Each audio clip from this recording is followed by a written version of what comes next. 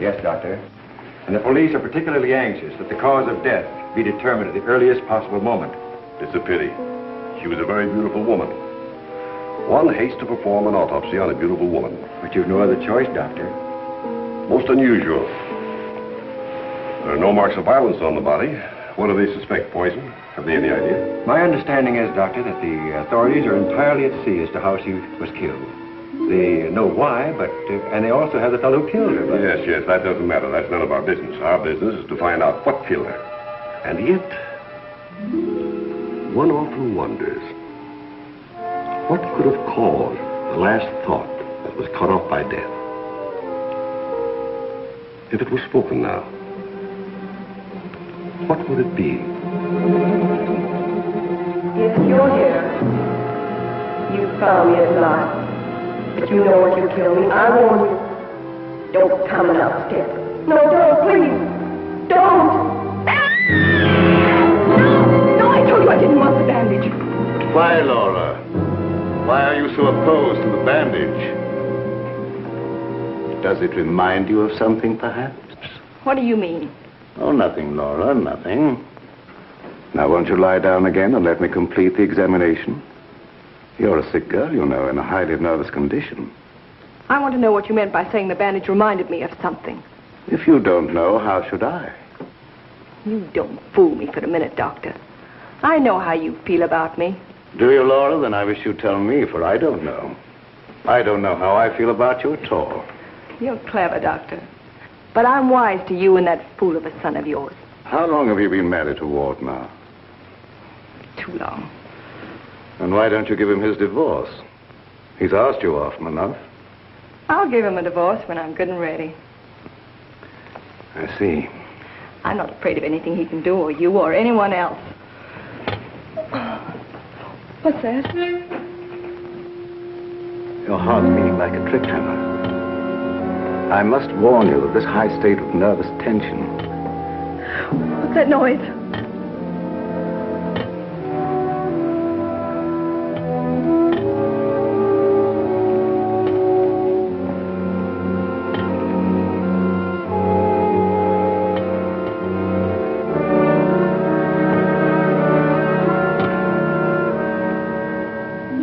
It's only a branch tapping against the window.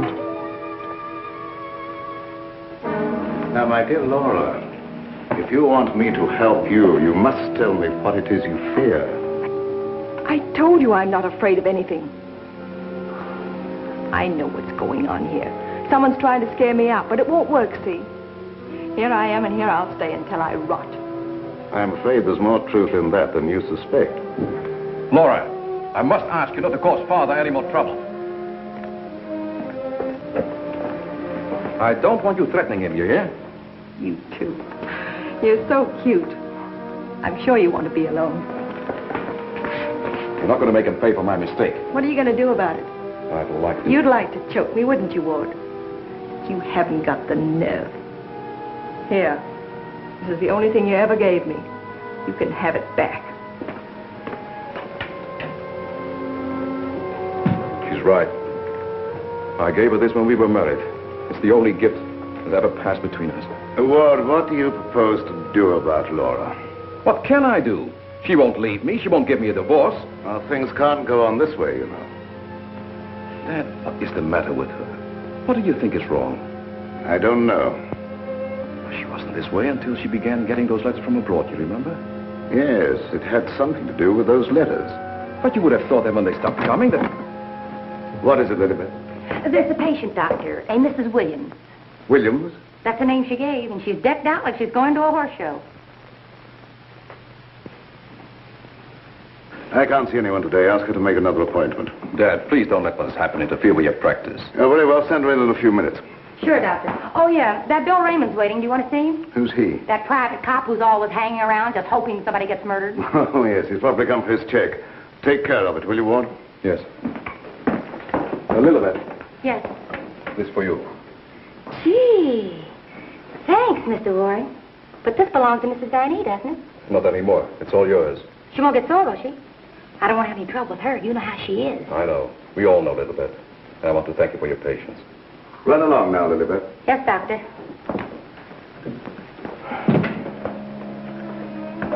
You made a fatal mistake, my boy, in marrying Laura. Yes, I know. But you don't suppose I'm going to stand for it forever, do you? No, I don't. And I don't think it will be necessary. Do you have a plan? I think it'll be better if you leave everything to me. From the day a mysterious caller came to see Dr. Van E. Oh, yes, I remember now, Mrs. Williams. I spoke to you this morning on the telephone. I'm sorry, but I can't tell you any more now than I told you then. Oh, naturally, Doctor. I did not mean to imply that there were any abnormal goings-on here. I assure you there is not, Mrs. Williams, nor will there be. Nevertheless, Doctor, the way you were described to me and the way your place was described to me, I am certain that I am in the right place. May I ask from whom you obtained these descriptions? From a friend, Doctor. A mutual friend. Lilibet, the woman I love. Can't we be friends? Stop tracking your big flat feet after me wherever I go. I've got things to do. Oh, gee, it's wonderful just to see you around, busying yourself, the little housewife. I never knew the cop who didn't love to stand around and watch other people work. Mrs. Williams, it's obvious from your conversation that you've come into possession of certain facts concerning my past. I know of only one person who could have given you that information. And it was my belief, yes, even my hope, that person was dead. But let me say that even if that person were alive, I should not submit to blackmail from you or from anyone else. You show great courage, Doctor, for one in your unusual position. There has been no question of blackmail. I came here seeking your cooperation, which you have refused to give. So, let us call the matter closed. Thank you. Au revoir, Doctor.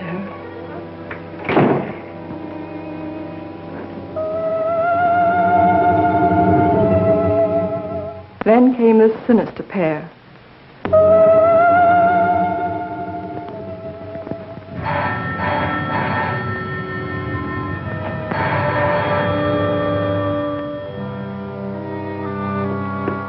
My little guardian of the doorbell.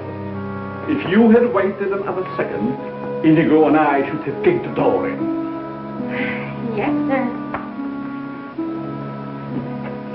Sir? There is an air of inquiry about you that immediately offends my deepest nature. There is something suggesting Scotland Yard, the French Sûreté, the Italian Carabinieri, the Turkish Polizei, and other minions of the law. Short, sir, I think you're a cop. Yeah, how'd you know? I believe I'm in the home of Dr. Joseph Van E. Yes, sir. I mean, sirs. Oh, do not be polite to Inigo. He's only offended by it. Run along, Inigo. Make yourself at home. We got a nice tree in the yard, but It ain't got no coconuts.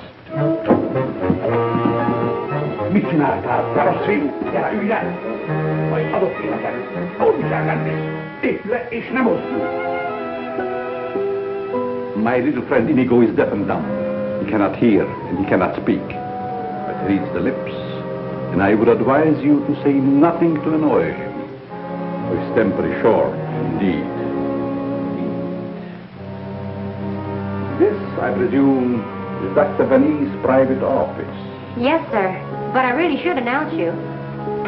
My dear girl, if I allowed myself to be announced, I doubt I would be received anywhere. I'm sorry, really I am, but the doctor won't see anybody without an appointment. Appointment? I have had an appointment with him these 20 years. He will see me. Doctor, someone's coming! My dear doctor, truthfully can it be said that your house is your castle, protected by your countless slaves? So it is you, Leonard. I was warned you might appear like one of your own illusions out of nowhere. My dear Joseph, you have not changed a bit. Have you met my friend, Mr. Raymond? Raymond? Oh, Raymond. No doubt a relative of the great magician of the same name. Mr. Raymond is our private patrol officer. He keeps an eye on the premises for us. And other comings and goings. A very good idea, my dear Joseph, to have a private bodyguard at your beck and call. Well, you fellas are old friends, I can see that. Oh, yes. Old friends. Well, then maybe you'd like to be alone to talk over old times. A very good suggestion. Thank you, Mr. Raymond. I won't be far away, Doc. Well, so long, Mr. Leonide. Don't pull any more little men out of your hat. Well, Leonard, what brings you to me after all this time? The long arm of coincidence, my dear Joseph. Simply the long arm of coincidence. Aren't you glad to see me again?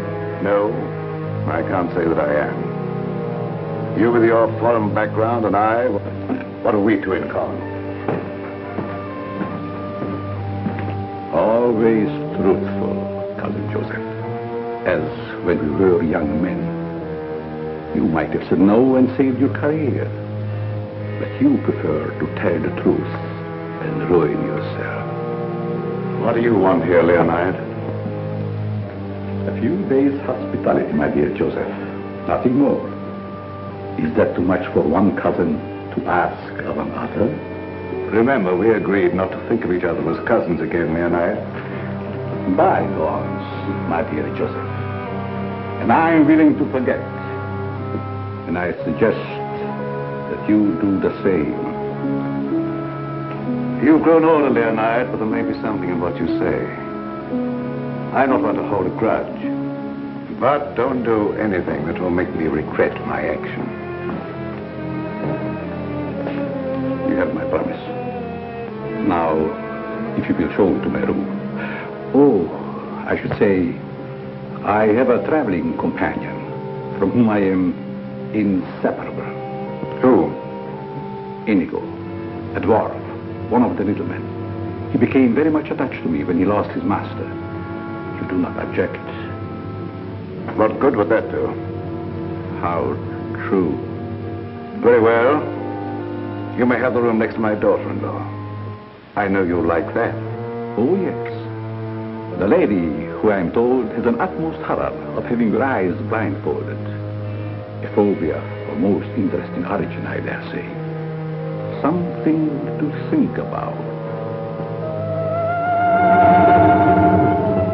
That night, my husband questioned Leonard about my past.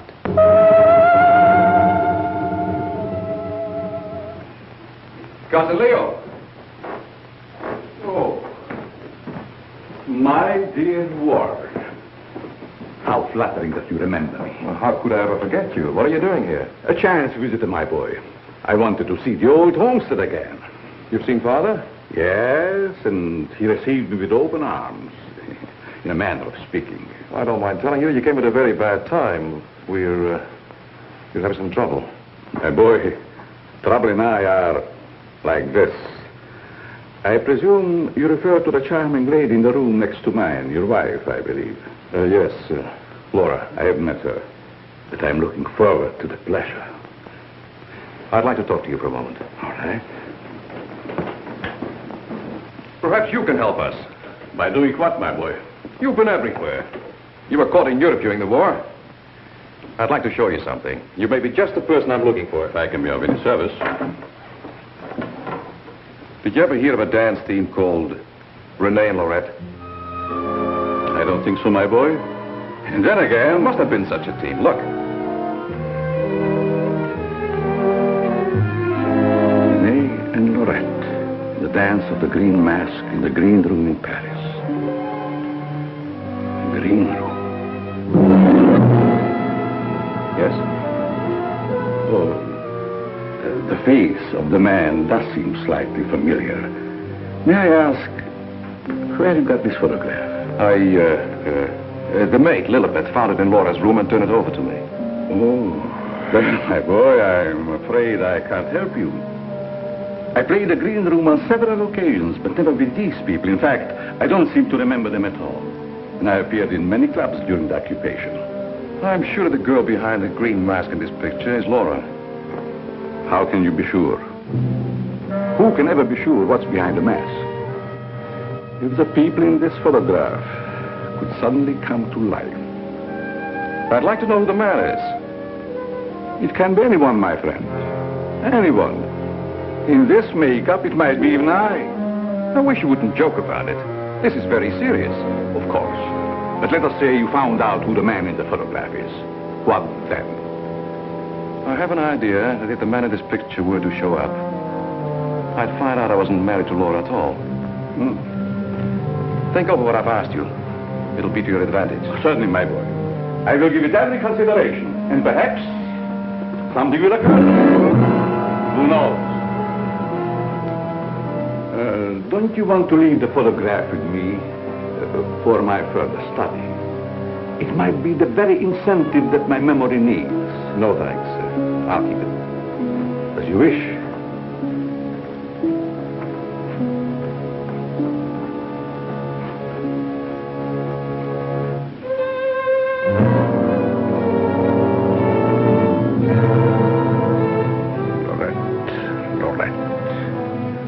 I'll make a bet the man in green will get you yet.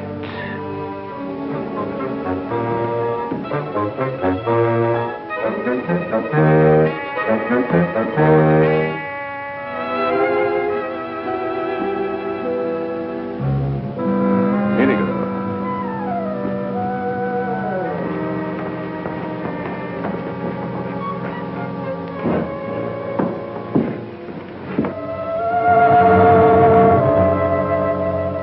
A gruesome surprise was in store for me the following morning.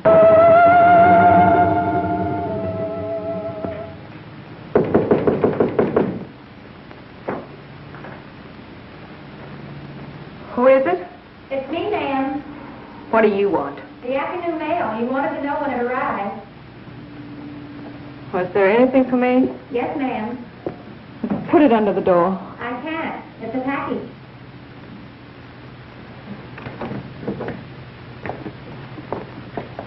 What's in it? I don't know. It's against postal regulations to open other people's mail. That's never stopped you before. I'd like to know what you mean by that remark, ma'am. Oh, shut up and get out. Don't you want me to help you open No, it? I don't. Get out. It's addressed to you in green ink with a warning. Look out for the man with the green mask.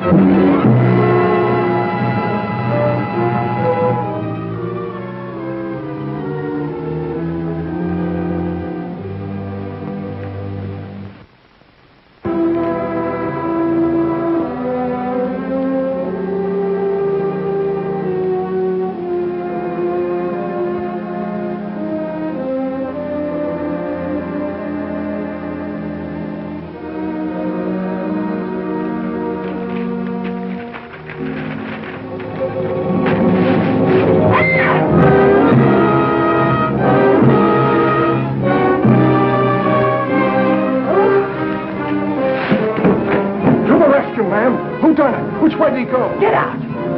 Get out! I just heard you yell. I was hoping it was a murder at least. Get out, I tell you, you have no business here. Well, but you don't understand. I'm supposed to be here. That's what I'm being paid for. Paid? Yeah. You see, I'm Bill Raymond, private cop in this neck of the woods. I was hoping we'd have a little murder or something happen around here so as I could solve it and get my old job back at Sentinel Homicide. Nothing personal, of course. Who told you to say these things to me? Well, nobody. Nobody said nothing to me. I was just waiting around outside to see Dr. Van E, and I heard you yell. So you're a friend of that crazy doctor and his son. Crazy? I wouldn't exactly say that, ma'am. The doc's a pretty good egg. You wouldn't want anyone to say you was crazy, even if you... You can go back and tell him I'm not afraid of being murdered by you or them or anyone else. No, I don't guess you are, ma'am. Still and all, if you was to get murdered and I was to find out who done it, it'd be kind of a break for me. That don't be kosher. I wouldn't say that to you, lady, even if I knew what it meant. Now will you get out? All right. I can take a hint. Nice little bedroom companion you've got there. Get out. I'll go, but don't think I'll come running next time you yell. I'll know it's a fake.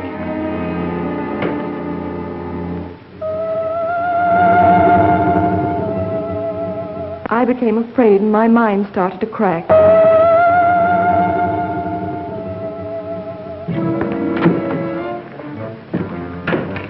Lilybeth, my melancholy baby, where are you? Where'd you get that box? I don't know what you're talking about. You lying little snoop going through my things. What'd you do with the picture? Where is it? I didn't see it.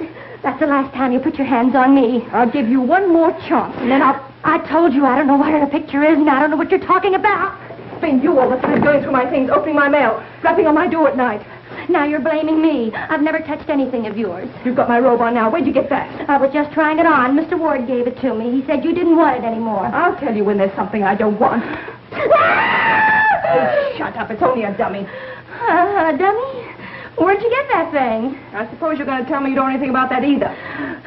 Oh, I bet it was in the box. In the box I brought up for you, that's what. There were no stamps on it. How did it get in the mail? I don't know. The doorbell rang, and I thought it was a mailman. I opened the door, and it was sitting there on the stoop. You're lying. No, I'm not. I don't mind telling a lie now and then, but I'm not lying now, honest. You're trying to scare me out. I'm not leaving. No. But I am. You come here. You and Mr. Ward are pretty thick, aren't you? Thick? Yes, thick like your head. He's fallen in love with someone else. Who is she? I don't know. It's not me. I know it isn't you. I know all the signs. He's fallen in love with some simple-faced men. There's always a way to get even with them. I've got to find that picture. Otherwise, they won't know what he looks like. I've got to send it to the police. He won't dare touch me. Who do you mean, the man in the picture? Have you seen him? Maybe I have, and maybe I haven't. Maybe I saw him go behind the thicket, or through the wall, or under the house. He's here in the house? Yes. I let him in. I let him in. He was waiting outside to get you, Miss Laval. Miss Laval. There's nothing safe from your prying eyes, is there? You think you know everything, don't you? I know why you're afraid, and I know what you've done. No, I'm not so thick. I'm not as thick as you think I am, Miss Laval. That head's supposed to be you, kind of a calling card. I'll remind you that... Why, you...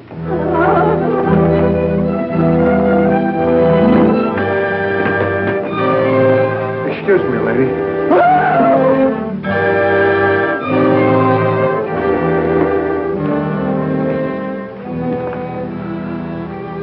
Oh, I'm afraid. I'm afraid. Where are you hiding?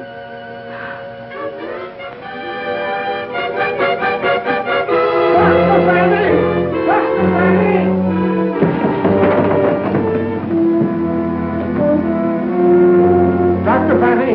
Dr. Van E! Doc. Fun is fun. But after all, there ain't nothing in my contract that says I gotta... Well, now I ask, is that anything to be playing football with? Where did you get that, Raymond? Miss Van E chucked it at me like I was a pass receiver for a football team. and I'm all out of practice. Let me see it. This comes from a group of anatomical specimens that was locked in a room in the cellar. How did you happen to get it? That's what I'm trying to tell you.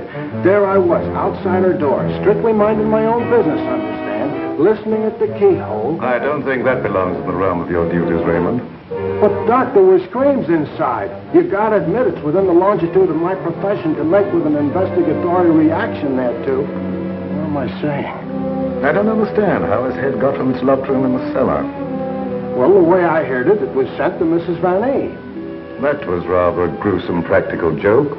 Why, your anatomical locker hasn't been opened for ages. I think you once told me you'd lost the only key to it. I know. There is no key to my knowledge. Why, that thing didn't walk out of the room by itself. Hardly. Doc, I'm worried. What about, Raymond? Well, now, take this head business. The whole thing don't seem hardly serious to me. I think that if it's all the same to you, I better be checking along to other duties. You're not afraid, are you, Raymond? Who, me? Scared? It's just that I don't think that there's going to be any murder here done after all. That's too bad. Well, it's not your fault, I guess. It's just not my lucky day, that's all. Thank you, Lilibet. Oh, Miss Lilibet, have you a little more coffee in the kitchen? What happened to the 3 gallons I already gave you today? Lilibet, what you need is a good, strong, steady man. Who is always hanging around, tracking up my floors and things. What's that on your shoe? Looks like cobwebs from out of the cellar. What were you doing in the basement? It could have been the attic. Bill Raymond, you're holding out on me. What are you up to? Up to? Yes. Who asked you to go poking around in the cellar? It was in performance of my duty. What duty? What did you find? Absolutely nothing. That's what makes me so disgusted. Too bad about you. You know, Lilibet, I think somebody around here is just kidding.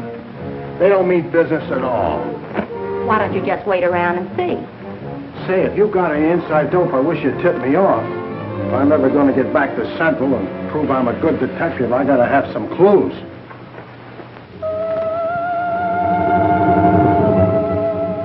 Yes, I was scared. Scared of my life. I expected big things of that ghoulish-looking guy, but he ain't delivered neither. I should say, in a way, you were entitled to expect big things from him.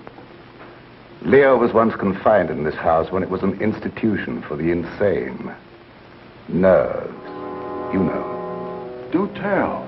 Well, then, he must know his way around the place, huh? I understand while he was here, he engineered an immense number of secret passages through which the guards could keep an eye on the inmates at night. Finally, he took one of these passages into the outside world, and we heard later he'd been seen in Europe. Ah, Europe. That's where history's being made today.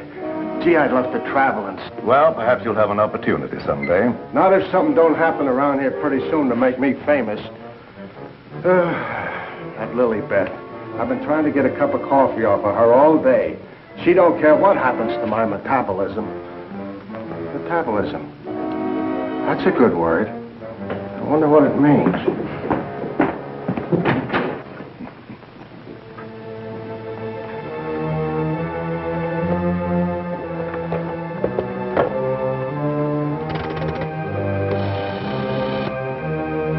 Operator, I want the police right away.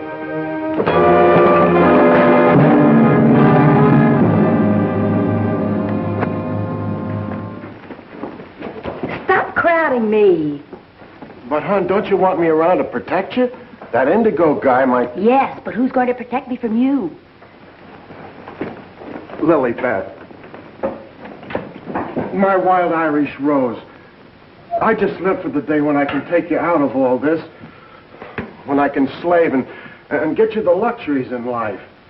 Gee, I'd gladly work my fingers to the bone to buy you expensive motor cars and furs and jewels and and things and serve you breakfast in bed. What's the matter with me? Am I crazy? Yes, and I'd hate to hang by my neck until you got me all those things. Yeah, you might get a little blue in the face. Still and all I got to do is to find myself one slightly murdered body, and I'm in. Stop looking at me. Oh, Lilybeth, sometimes I think I'm not getting anywheres with you. What do you think? I think you've got a good idea there. All right, all right. You'll be sorry someday when you see my picture in the paper. Wait and see. Hey, Lilybeth, why don't you answer the doorbell? Maybe that Indigo guy wants in.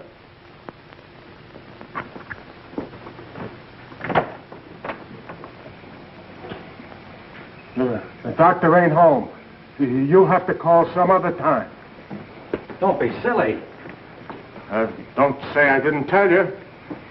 Close the door on your way out. Hey, wait a minute. Well, if it isn't Bull Raymond. Shh, Terry. You trying to ruin me? Ruin him. Come here, Bull. Meet Miss Cornell. How do you do, I'm sure. Likewise. How do you happen to be out with him? Cute, darling, don't you think? Flat at both ends, head and feet. You've heard me speak of him. Bull Raymond. Bill Raymond, if you please. Mr. Terry Lee, you so-called reporter. How do you happen to be out with a dish like this? Jane Cornell. Good for dull days in a man's life. Mr. Raymond. Oh, yeah, I remember. Terry told me about the time you shot up the dressmaker's dummy. Huh? Yeah, he said you closed in on what you thought was a murderer, but it turned out to be the dressmaker's dummy, and you shot it full of holes so the real murderer got away. My pal. So this is where you've been hiding after they kicked you out for that fiasco, huh, Bull? Bill, I mean? What are you doing here? Can't a man rehabilitate himself in peace? Here I come looking for an honest crime around here so I can solve it and get myself back to Central. And you come along and... Where's the body, Bull? Bill? There ain't no body. That's the trouble. No, let's keep it friendly. Friendly? What do you mean? Let's have it. Who killed who and why? Are you kidding? Did somebody get knocked off around here? Look, I don't like to be kidded either. Where is it hidden, Sherlock? Oh, Terry, you've been on the police beat so long that... Now, listen, Bill, you know me well enough to know I wouldn't come out here just for the ride. Not when I could be, It just so happens there was a call to the police. Came from out here. And I happened to be there when it came through. Miss Cornell happens to be the operator. So she tipped me off. Told me the line had gone dead. So I smelled the story, and here I am for an exclusive. You see what I mean? What's in that? Well, that's the doctor's consulting room, but there ain't nobody in there. I've been standing here for quite a spell. Open it up. Let's take a look. That's funny. The lights in here ain't almost never out. In you go.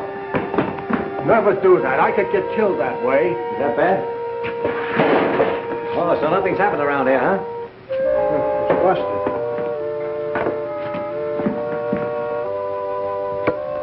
There, see? Like I said, there ain't nobody here.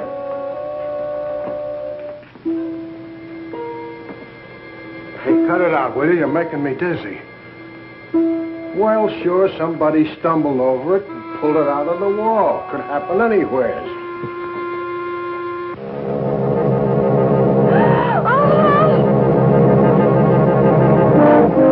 Wants to shake hands with you, Bill. Step right up. Not me. You seen it first.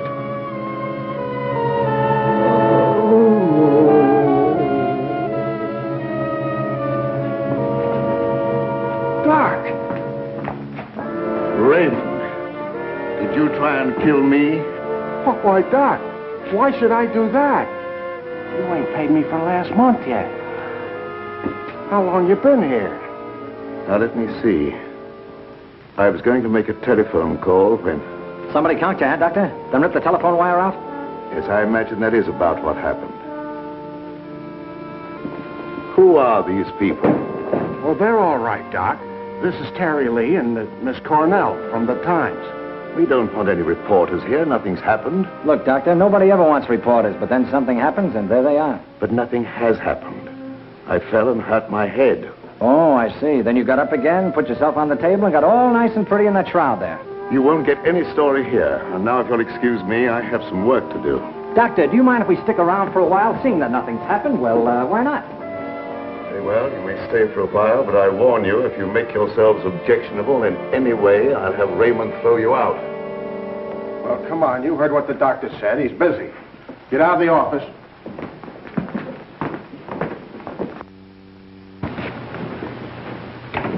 Probably a pretty nice guy caught in a tough spot. That's the way I see it. You wouldn't want me to tell him you got kicked out of homicide, would you, Bill, old boy? Oh, Terry, you're my pal. You know that, don't you? Would I kick you out? You would if you could, Bill. Now, why can we have a little talk, quiet like? Well, if you just follow me in the parlor over here. Oh, me too, darling, me too. Darling knows everything about everyone, and that's how I learned. Good tell. I just sit at his feet and listen. Baby, I'm going to miss you an awful lot when I grow tired of you. Now, remember, you're just going to listen. Well, of course, darling. What else do I do when I'm with you? Sit down. Now, as I remember it, there was a singer at the Click Club who called herself Laura Laval. Didn't she marry young Ward Vanny a couple of years ago? I don't know nothing about it. Oh, yes, you do. It was just about the same time that you had that affair with the dressmaker's dummy. Oh, yeah. Yeah, now I remember, Terry. You're right. She was down to the Click Club, and it was her that married Ward. Wasn't that on a bet of some kind? Well, there was a party going on, and somebody dared Ward to ask the singer to marry him, and he thought at the time it was a good gag, and he went along with it. That's right. He got pretty high and then popped the question at her. How romantic. I just love that. Hush, dear. Listen. Oh. Well, that's how it happened anyway. Ward woke up the next morning and found himself married solid. He'd asked her, and she'd snapped him up. Oh, and they lived snappily ever after. I don't care. I think it was sweet. Darling, couldn't I get you high sometime? And... Sweetheart, have you ever heard the old saying about little girls? What's that? Little girls should be seen and not heard. Now, go on, powder your nose. All right. I think I'll be shoving along, too. Now, wait a minute. We're just getting started. We were talking about a singer who called herself Laura Laval. Pushed her way into this house for good reasons of her own. Gentlemen, I beg your pardon. I must tell you frankly, I have been eavesdropping. Professor Leonard, this is a reunion. My boy, you must forgive me. You seem to remember me, but I do not recollect you. When was it? What was it? Oh, Professor, it was a long time ago, and I was a kid up in the balcony in Albany. Yes? When you brought down the house with great feats of legerdemain. Oh. You remember, Professor? That was the night that the box office receipts disappeared, just like magic. Part of the act, my boy. Just a part of the act. It's a pleasure to meet one of my youthful admirers. Terry Lee of the Central City Times. Oh, the press?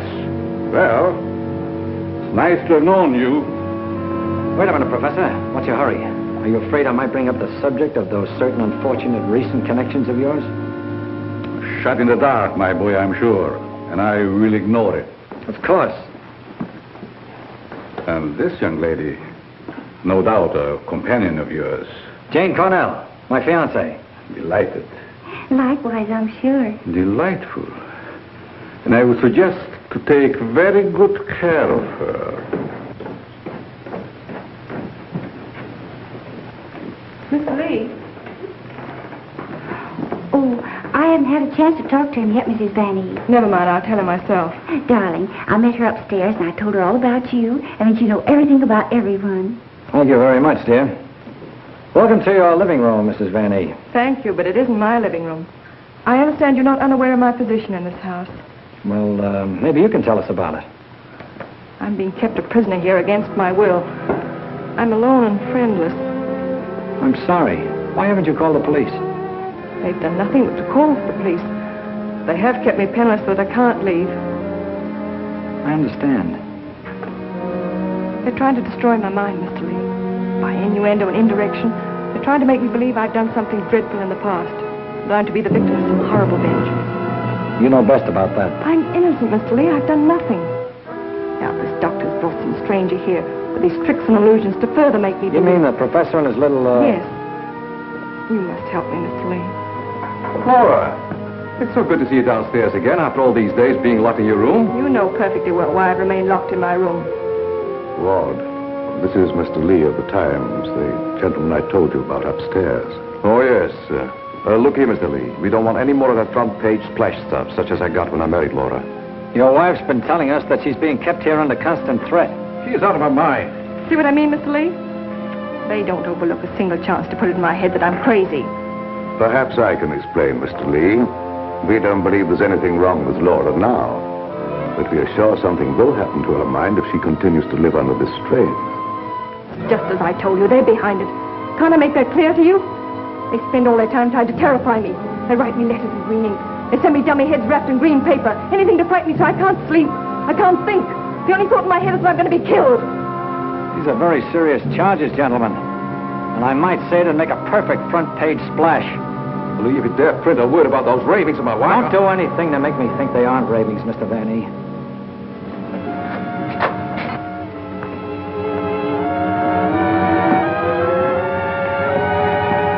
He said to put the blindfold on, and you will know the truth. No!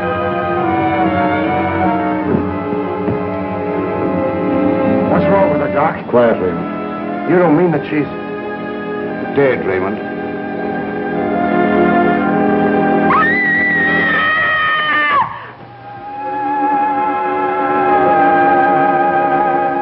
Then I knew that he was here.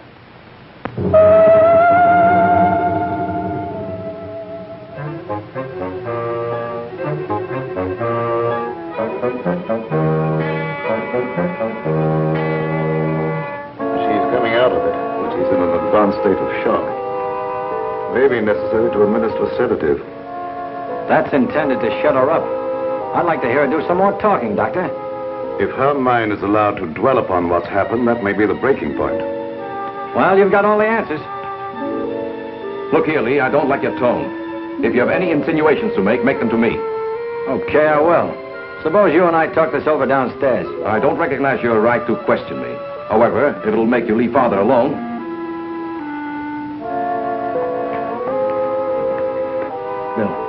Fix yourself a chair right outside the door and don't leave until I get back.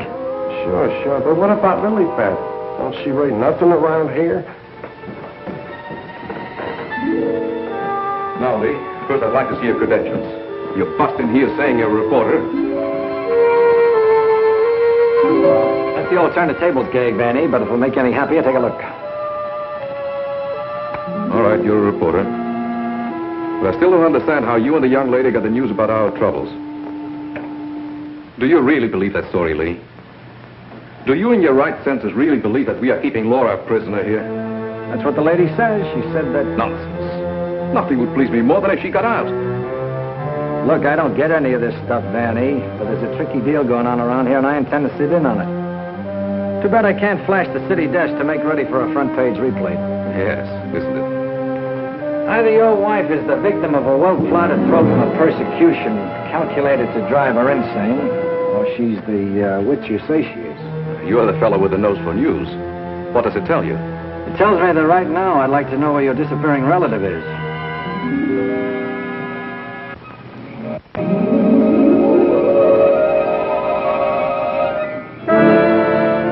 Get back, you fool. What's out there? I have a right to know.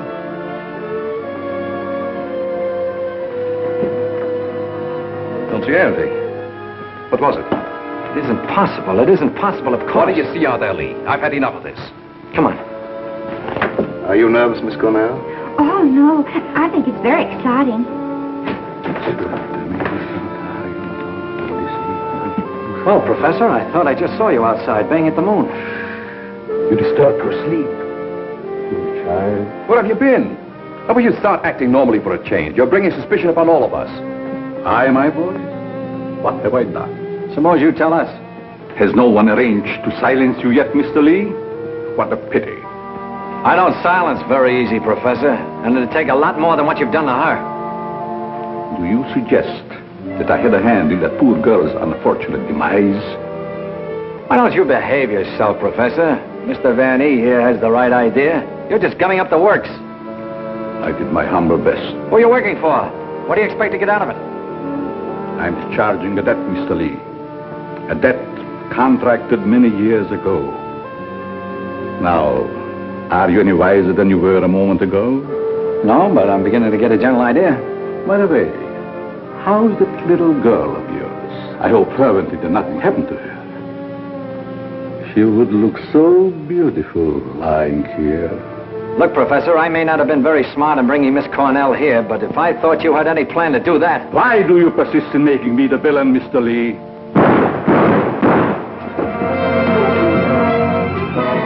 Now we will let you be the witness, Mr. Lee. I am here. The sounds came from upstairs, right? Always reliable. Now what are you rehearsing? In there, Terry. In there. It's murder.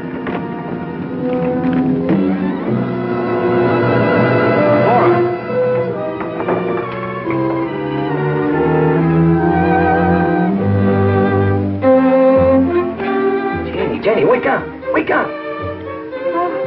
Oh, Terry. Tell me, what happened? Oh, Terry, darling. Let me think. Everything went black and... Yes? Then it started to talk. What started to talk? I don't know. That thing. Now, look, let's get back to the beginning. I left you here with Dr. Van E. Yeah, and then he gave Mrs. Van E a shot with a long needle. Never mind that. All right. Then he said, would I sit with Mrs. Van E? Okay. Where is she now? Who? Mrs. Van E. Where did she go? That's just what I asked you, Janie. Well, she was right here. Then Dr. Van E went out. Then what happened? Then Bill Raymond came in. Oh, that's great. The two of you in the same room at the same time. How did you communicate with each other? Sign language? Oh, I don't care. All you do is make fun of me. I didn't ask to come to this, whatever it is. Oh, yes, you did, dear. Don't you remember? You said you wanted to see what the life of a reporter was like. Don't forget, Mr. Lee, one must not expect too much of certain types of mentality. Shut up, Bill Raymond. I remember you when you couldn't even make your X. Oh, I want to go home. We can't go home, darling. We've got to get a story. Why? You don't understand. Yes, I do. Why do we have to get the story? Who cares? Oh, she's got you there. All right. Now, you tell me, what happened to you? Me? Oh, well, you said to stay outside the door, and I pulled up a chair. That's right. She was inside the door, and you were outside.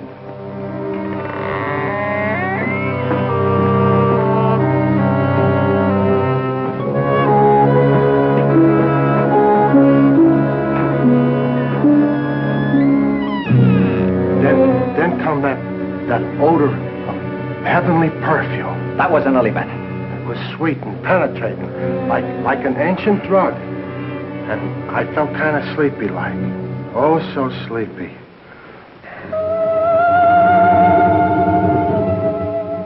At last, he had me under his power.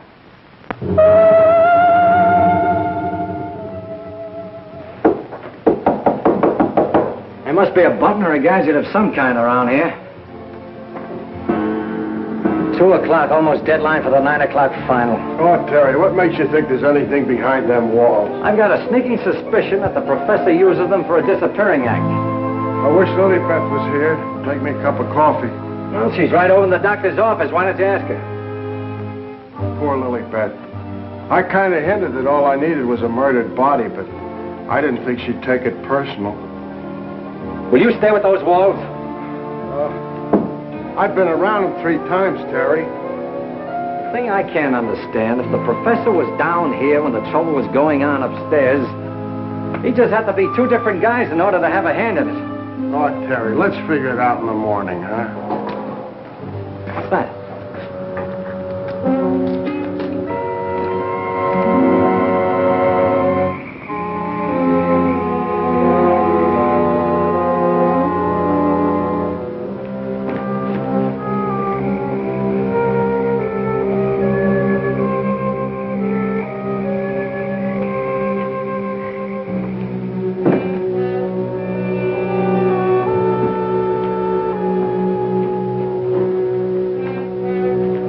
Wake up. Either something or somebody opened the front door. Oh, that's the shortest night's sleep I've had in a long time. All right. Now that you're good and rested, let's see if we can understand what happened upstairs.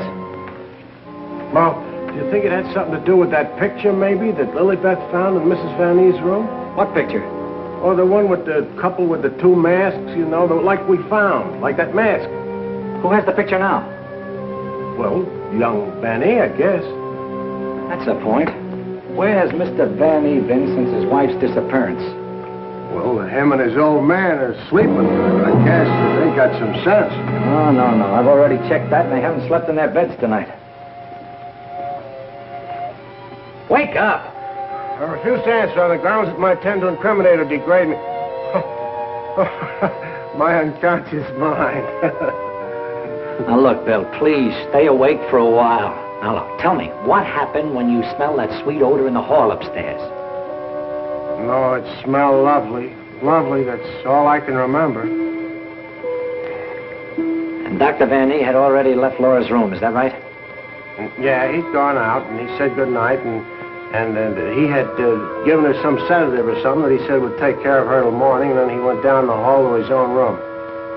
And then you fell asleep? Yeah, no, I just kind of dozed off a little. Like this. Here's your coffee, sir. Terry, that's a dirty trick. Stay on the other side of that window. What for? Take a look. I'm looking. What do you see? Lilybeth! Gee, this ain't natural. Who are you talking to? The woman I love. Poor little angel. Try and speak to me. She can't hear you.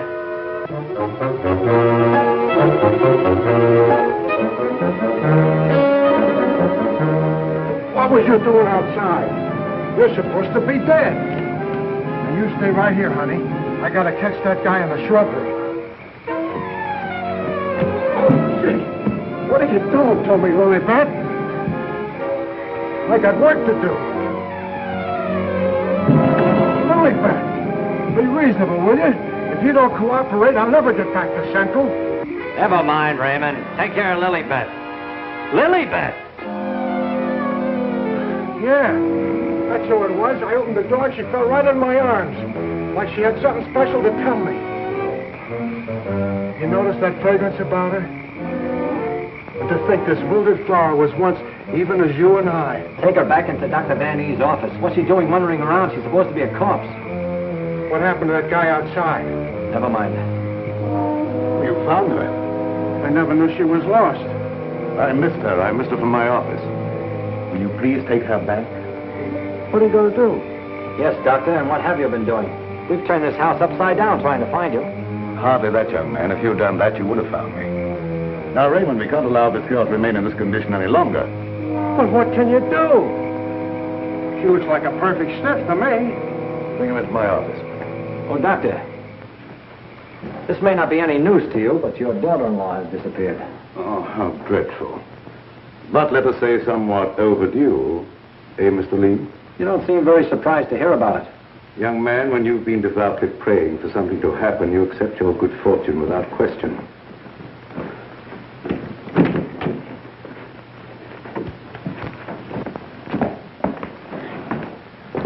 We thought that probably you might be able to throw some light on the subject. That's right, Raymond. Leave her there. There's absolutely nothing wrong with her. Huh? And you mean I've been pining away for nothing? She was put in a deep hypnotic sleep, that's all. But why? Why, Doc? Who done it? It was done so that she would obey certain orders that were transmitted to her. If that's true, then why did you declare her dead? I had my own good reasons. Would you give me one reason why you like to go around getting hit on the head? That must become a little monotonous. Mr. Lee, are you sure that you saw what you thought you saw? Well, I'm not blind. I might be getting a little dizzy in this madhouse.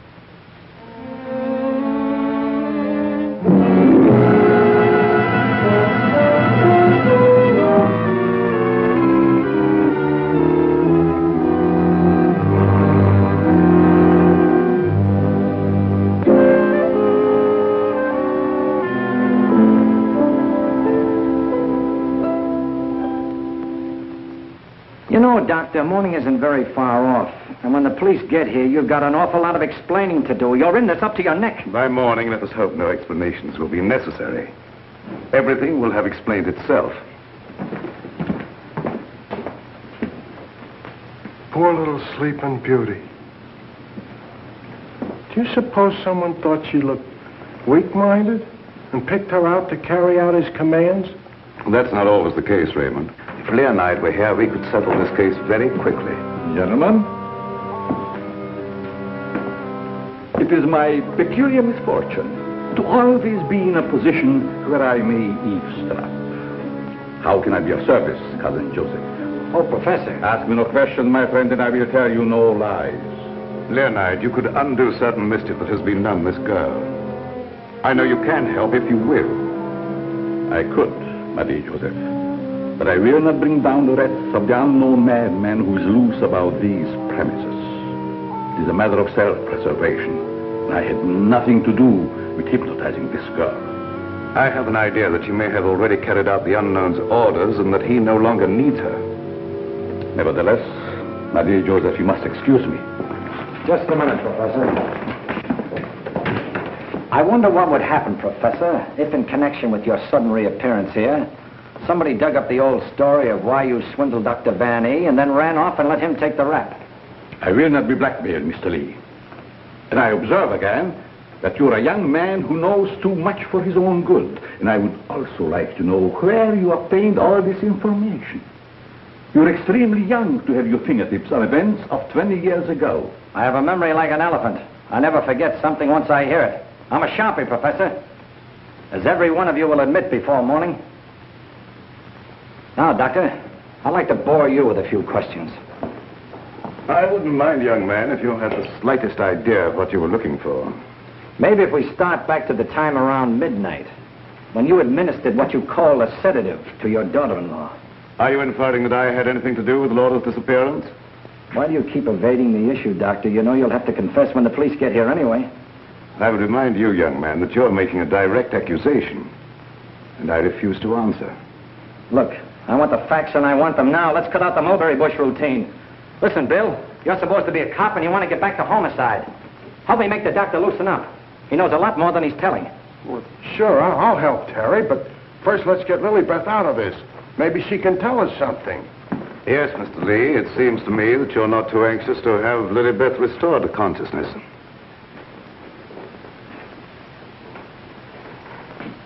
What do you hear, Doc? Her heart's in a very depressed condition. Someone's been giving her orders by mental telepathy. Hey, could I learn to do that? Supposing Lilybeth was in the kitchen, could I telegraph her a wish for a cup of coffee, huh? Perhaps, Raymond, someday when we have a little time, I'll indicate the principles of hypnosis to her. Thanks. My dear Joseph, the principle of hypnosis isn't as simple as you would make them believe. It requires a long and patient study. But I will risk the wrath of the unknown. For I see you truly love this child. And for your sake, I shall use my knowledge. Oh, gee, thanks, Professor. You're solid.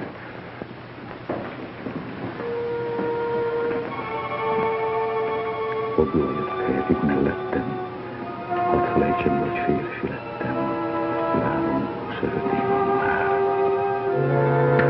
Wake up. Wake up. Lilybeth, darling. Keep your big hands to yourself. What are you slapping me for? Professor, put her back to sleep. It's better that way. What have you been doing to me? Me? What have I been doing? Yes, what have you been doing? You gotta learn me that hypnotism trick. It's my only chance. Tell me, Lilybeth, what happened? Well, I can't seem to remember it. It all seems like a dream. Did you see anyone? No. But I do remember a perfume, a sweet odor. Yes, go on. Terry, darling. Oh, Terry, darling. Yes, Jane. What is it? Is it Halloween? No, it isn't. Then why was that green face bobbing up at the window? What? Yeah, a green face just like the one I saw in Miss Van E's room. You saw a green face in Mrs. Van E's room? Yes, darling, that's what she was shooting at. I mentioned it to you, but you're so scatterbrained. Yes, dear, I'm scatterbrained. Does your mind feel rested now and everything after your nap? Mm-hmm. That's a good girl. Now, come on, tell me, what happened? Oh, don't yell at me. I can tell you just how it happened. We were alone in the room, and Laura was going to sleep. And then she said, "Oh, take away the bandage." And I said, "What bandage?" And then she said, "Oh, don't shoot me. I didn't mean to do it." And then, the room got awfully black. I think somebody must have turned off the lights. Just like that. Go ahead, you're doing fine. Well... Yeah, the lights had already gone out. Uh-huh. And the room got awfully dark. You've already said that. Think hard now.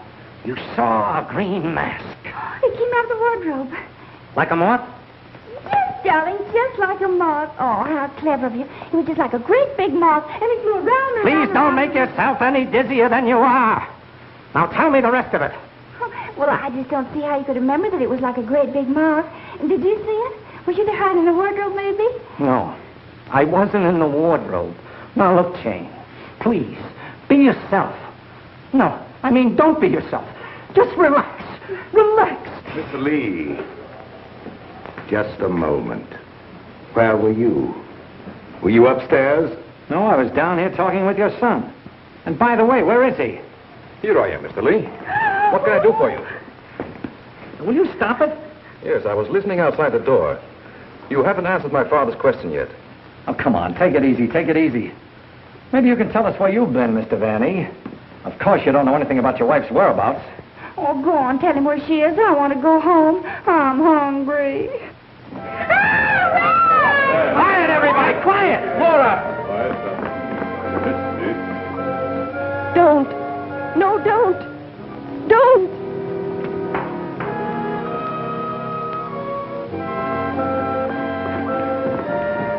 Laura! She's under a hypnotic spell.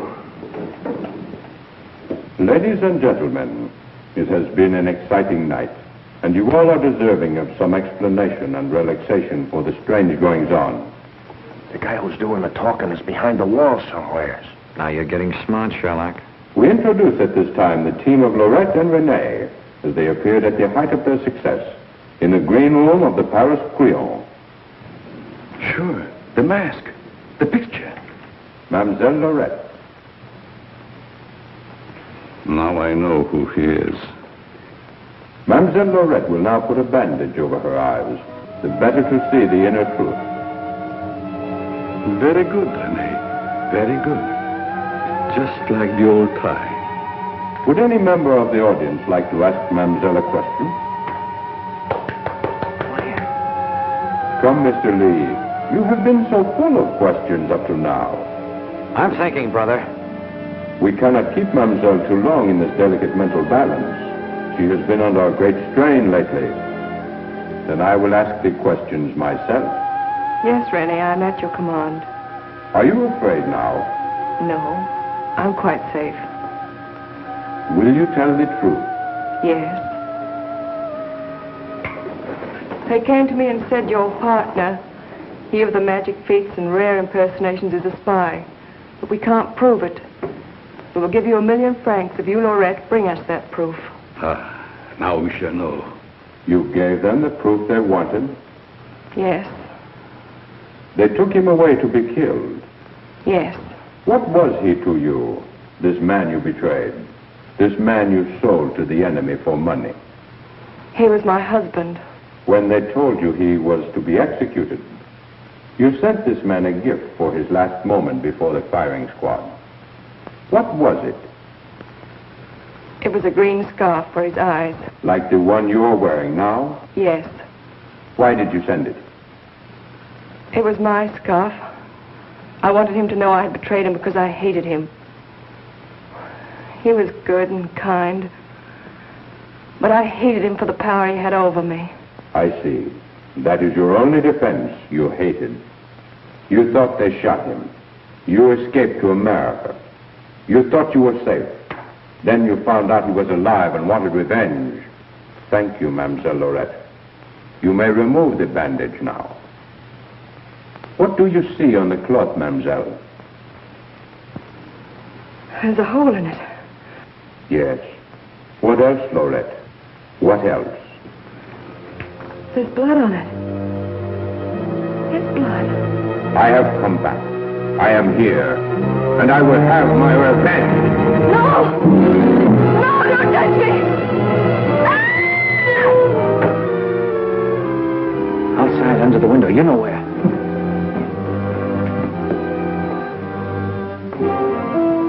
Yes, he had his revenge.